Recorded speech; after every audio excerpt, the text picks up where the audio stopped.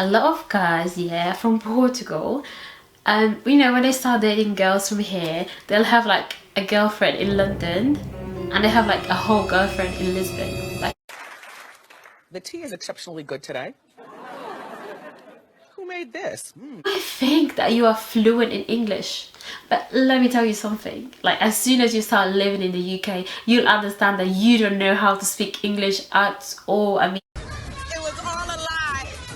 Guys, it was all a lie. She lied. by the way, you guys, do not get offended by anything that I say in this video. I love you guys. I love this country. I need my citizenship as well. That's why I'm saying this. But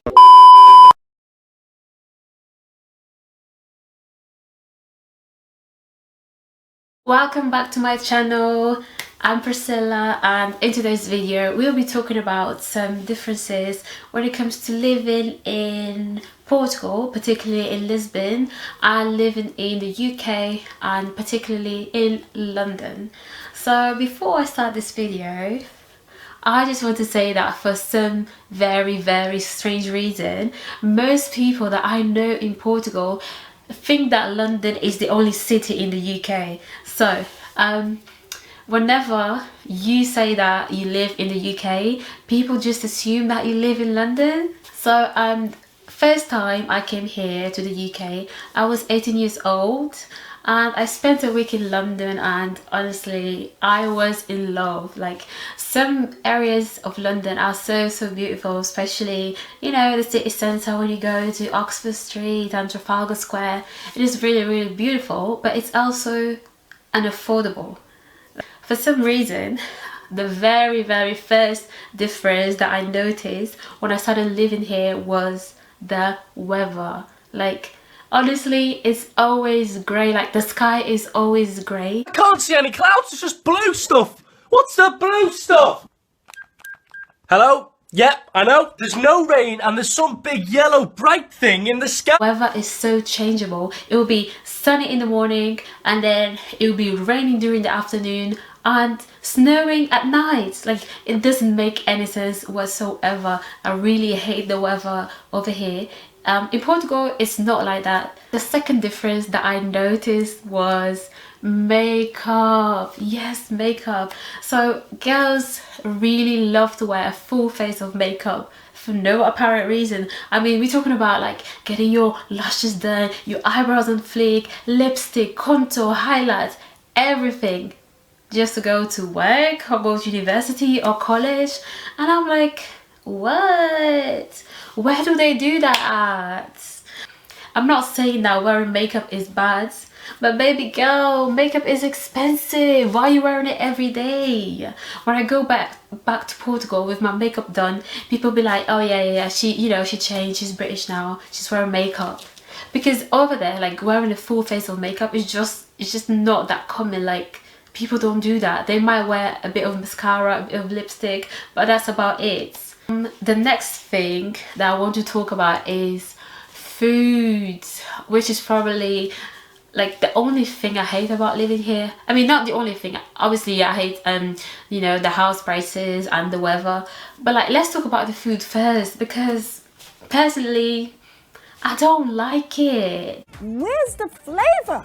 Where's the flavor in this? I don't taste anything. But I think at this point I'm just used to it. Like, the meat here, it is different. I don't know how to explain, but my Spanish, French and Romanian and even my Polish friends, they all say the same. Like, we have reached the same conclusion.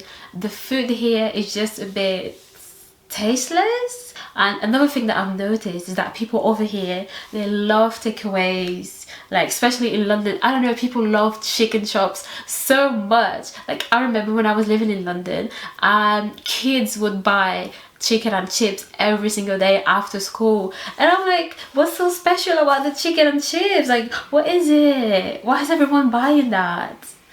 Like, we don't do that in Portugal. I mean, we love McDonald's, but I think that's about it. The houses in the UK are overpriced, especially in London, just like I said before. I mean, some houses in London are so old and unkept, but the landlords will still charge you an arm and a leg for it. And why is it that you guys have heaters all over the house? Like, I don't know how y'all do shit where you from, but let me tell you something. Where I'm from, we don't do shit like that. it's so weird. You have a heater in the kitchen, a heater in the bathroom, like everywhere. It's so weird. Like when I lived in Lisbon, nobody had heaters all over the house. I mean, I understand that it's cold over here, but like, do you really need heaters everywhere? I don't get it. One time I was in London at my auntie's house and I needed to use the toilet, but I couldn't find the light switch. I was literally looking for it for 5 minutes and I was so confused. And then my auntie explained to me that I needed to pull some string from the ceiling to switch the lights on. And I was like, wait. You know, my mom started laughing. I was just shocked. I had never seen anything like that in my life. That is so weird.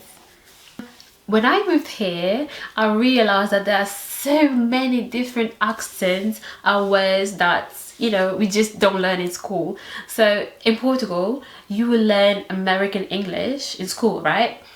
So, you know, you might think that you are fluent in English. But let me tell you something, like as soon as you start living in the UK, you'll understand that you don't know how to speak English at all. I mean, oh my goodness, like when I moved over here, I realized that, you know, it was all a lie, guys. It was all a lie. It was all a lie.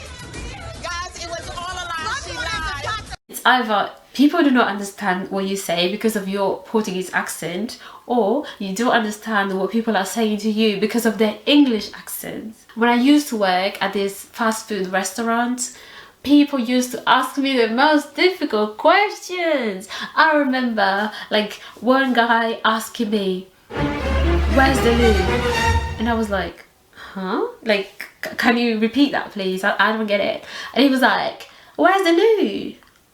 And I'm like, what's that? Who's that? I don't get it. And he was like, where's the gents? And I was like, how am I supposed to know that?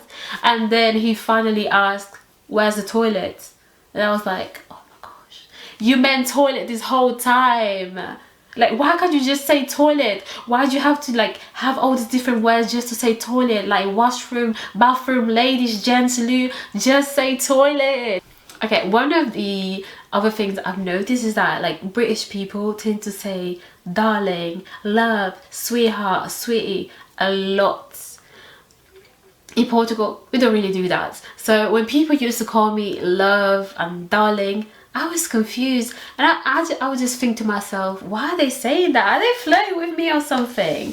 You know, that was so weird because in Portugal, we don't address strangers in that manner. So when you go to a restaurant, you don't say to the waitress, oh, how are you, love? Like, we don't do that. That is so weird. And it actually took me a few months to realize that, you know, that is just how some people talk, and they don't mean it in a, you know, in an appropriate manner. It's just how they talk.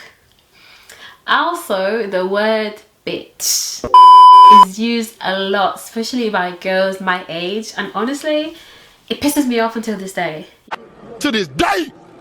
You know, I know it's normal, you know, for native English speakers to use the word and, you know, to call their friends, oh bitch, or I'm the baddest bitch. But for us, it is a very, very offensive word, and I don't like being called a bitch. One of my friends used to say to me all the time, you know, I would tell a joke and she would be like, oh my god, bitch, you are so funny. And I used to be like, don't call me that. You know, it is such a bad word that you guys don't even understand. You know, so whenever I hear a native English speaker refer to herself as a bitch or that bitch, I just cringe, because why would you, you know, why would you refer to yourself as a bitch? It's such a bad word. You don't even understand. Words are powerful, so please do not call me a bitch. If you think it's a nice word, go call your mama a bitch, not me. Thank you. Another big difference is in terms of diversity. So, you know, obviously there are different nationalities in Portugal. I mean, there are people from different nationalities living in Portugal, but most of the foreigners are from like Brazil or African countries which have Portuguese as their official language. Some people from Ukraine, and, you know, some Chinese people. And I think that's it though. you know, I mean most of the foreigners I've met were from those countries, but over here you have people from literally all over the world. And you know, it's so exciting for me. Like, I remember the first time I met a Jamaican person, and I was so excited. Like, you don't understand. You don't understand. I felt like, you know, I just wanted to, I don't know, interact with people from different countries. I was like, oh my god, I never touched a Jamaican person before. Like, can I touch you? Yeah, it was that cringe, you know. Another difference between Portugal and the UK is online dating. You know, okay, let's talk about it, because I've noticed that over here men don't really like to approach women in person, or you know, they do it but it's quite rare, because they prefer to approach you on Instagram or even on dating apps. Like, online dating is so common over here, and I think that in Portugal it's not that common. At least it wasn't that common like back in 2015, 2016 when I was still living there. So one of the things that, you know, boys in Portugal do, obviously this depends a lot in which city you live in, but you know, if a guy sees you walking around and you're looking pretty or whatever, he'll just ask you for your number. Like, they have no shame. They do not care. If they want you, they'll let you know. But like over here it's different. I feel like men feel more confident approaching women, I would say, online first of all, and then like at work, or you know, when you go to the nightclub. But on a daily basis, guys don't really approach you. So if you're coming over here and you want to, you know, date a few British guys, just know that they might not approach you in person. And yeah, another thing that I have to say, I'm so sorry, but I'm just telling you the truth. Like, a lot of guys, yeah, from Portugal, you know, when they start dating girls from here, they'll have like a girlfriend in London and they have like a whole girlfriend in Lisbon. Like, I'm just saying, don't hate me, I'm not snitching, I'm just saying be careful out there, because you know, these guys, they love playing games, you know, be careful, sis. Lastly, I noticed that everyone here, or almost everyone, loves Apple products, and everyone has an iPhone, especially in London. Like, I've never seen people with these many iPhones. Like, why everyone has an iPhone? Even like small kids, they're like 10 years old and they have an iPhone. That is weird. And like, especially people like with my group age, they love expensive trainers, expensive tracksuits, and expensive holidays. Like, obviously in Lisbon we are the same, we like to dress nicely, but you guys in London just take it to a whole next level. So this is the end of the video. I hope you guys enjoyed it, and comment down below about your own experiences and cultural shock, you know, when you move to the UK, or you know, from the UK somewhere else. If you like this video, make sure you give me a thumbs up, and make sure you share it with your friends, and subscribe. Thank you.